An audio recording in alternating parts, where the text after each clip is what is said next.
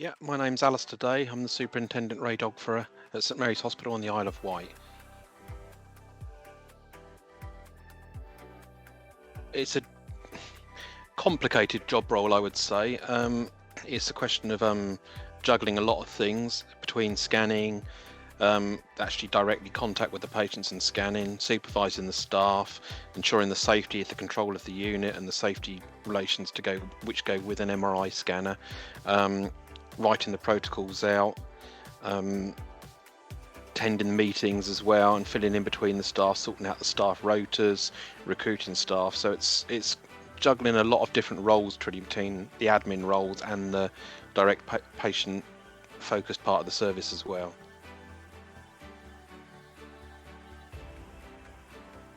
The patient focusing part is the best part of the job, I suppose you could say, and the most important part of the job as well. And it's getting that system right and trying to get through the patients. We have a mix of outpatients and inpatients coming through. We do a lot of cancer stagings for outpatients. Inpatients can be urgent ones, anything from cord requiner, cord compressions, and cancer follow-ups as well. Some quite sick patients coming in as well, and young children and elderly patients. So it's a very broad mix of what we do. You do come out of it and you feel like you've made a difference, and it may be a very claustrophobic patient that you've got through the course of the day who can't manage to deal with their scan, without some support, some emotional support from one of the staff members or yourself to get through it, or picking up on some sort of pathology within a scan, maybe a routine one, which is not a nice thing to do when it's a patient's completely unaware of it, but then putting the wheels in motion to get that patient to the right area, to the right point of care, so they can start getting the intervention done and getting on the path to recovery. So there are days when you may pick up a pathology, and that includes all the staff.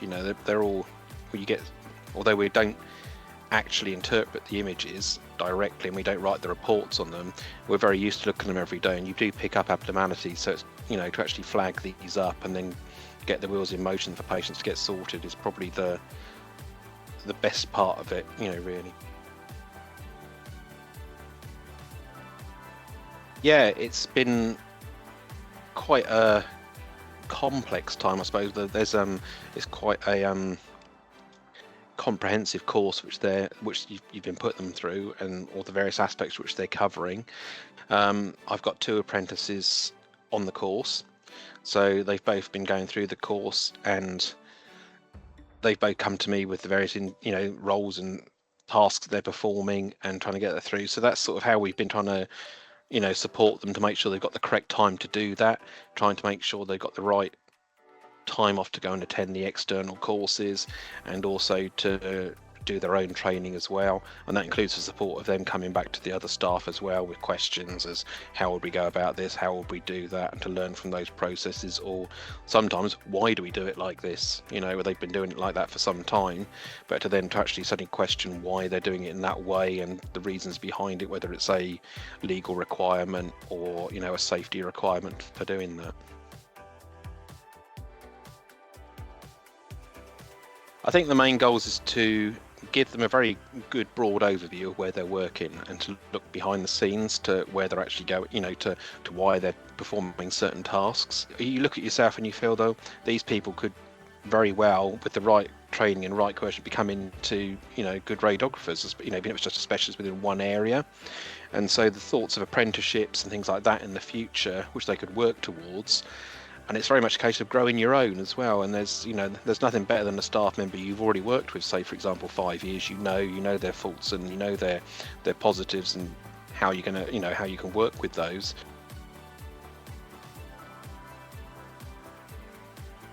I think the biggest challenge out of all of them is the clinical time. We are constantly trying to scan patients quicker and constantly interrupted to get more patients through. Can you squeeze this urgent one in, so on and so on. So to actually give them time away from the scanner to go and do their training is a bit of a challenge. it's required them to be a little bit flexible, but they've worked with us long enough now as well that they understand how the system works, and they know that there's days when, say somebody phones in sick, we don't have that luxury to send them off that day, but there may be, but we'll make up for it and send them another day when we do. And we also try and let them, while they're working within the role with us, to actually work on their training materials as well and their projects as well. And there's within MR, some scans can take sort of 15 minutes or so, maybe even longer. And when we got the patient on the table, the radiographer's concentrating on the patient, so there may be sort of 10-15 minutes where the RHCAs are to the side also watching the patients, but at the same time, they're putting the other details in and organising other things, but there may be a little bit of downtime, so they can utilise that time as well, so to write parts of their projects and bounce ideas off of us as well. So it's just maintaining a flexible approach to it, really. That's the hardest bit, and to make sure they get their correct time and quality time to go away and do the training they need to. And you have to carve it out, but as with anywhere in the NHS, we're always short-staffed, and you never got enough staff to go to the right area, so it's always a bit of a challenge to do that. But so far it's worked out quite well, and with their flexible approach as well, they're very good with doing it, so no problems so far. Yeah, I believe one of the candidates has been away from education for several years as well, and maybe didn't do that well when she was at school, and I think you have a certain amount of reservation to start with. I was quite sure she could get through to her level 3, but she's sort of like thrown herself heart and soul into it and really come out really good. And the feedback which we get in the one-to-ones from the assessors as well is very good about the standard of her work and the quality. And she's asked me to read through a few things she's done as well, and I must admit I've been quite impressed with the quality of her work. The way it's been written, it's obviously, she's sort of proof that really with the right sort of opening and push to the right sort of role, she's more than capable of doing it. And again, it just shows that there's staff in roles which we have within it which are sort of untapped potential, really, and she's obviously got a good work ethic and is quite capable of doing and working to the standards which are needed. I think one of the comments last time at the assessment was that her responses were definitely to a degree level, and I wouldn't have anticipated that to start with from her. So it's nice to hear and good to hear. And I know then that should the apprenticeship lead to further things with her for radar for apprentice, I know she's capable of doing it. So it's very good. Very pleased with her.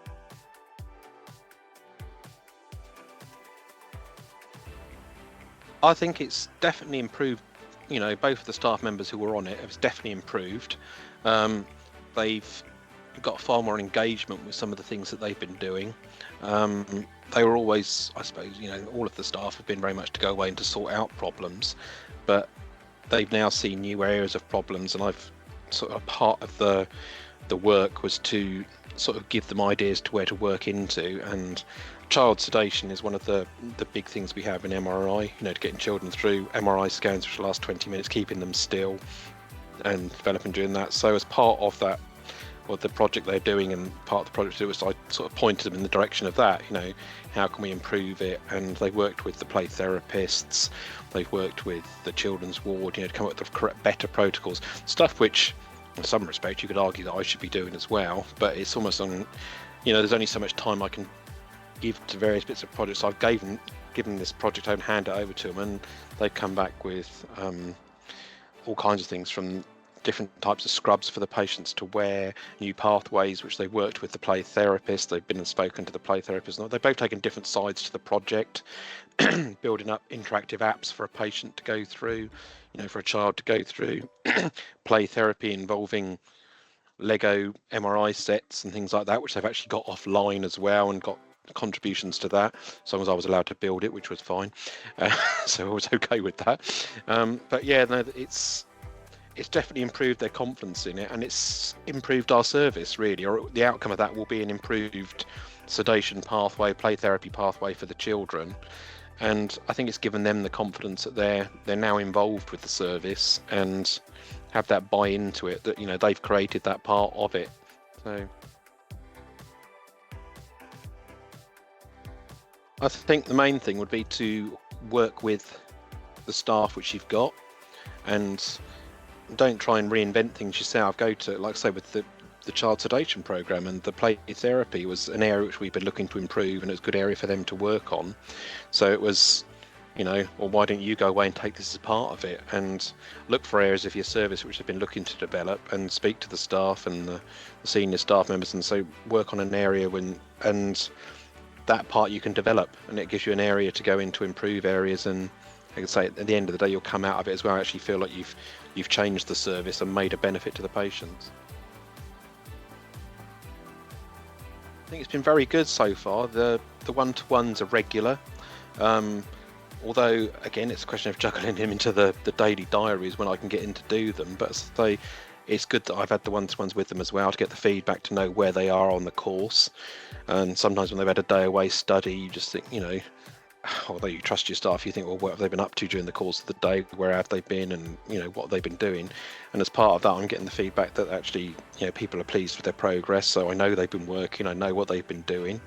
And they're getting a regular one-to-one and feedbacks. They've had people supporting them all the way to come through and tell them, so they, for example, referencing and how to reference them. It's a long time ago since I did my research projects and was at uni, so it's, you can give them how things used to be, but they've got somebody then go back to how do I go about doing these references, how do I list them down, how do I put them, and they're getting direct responses back to that.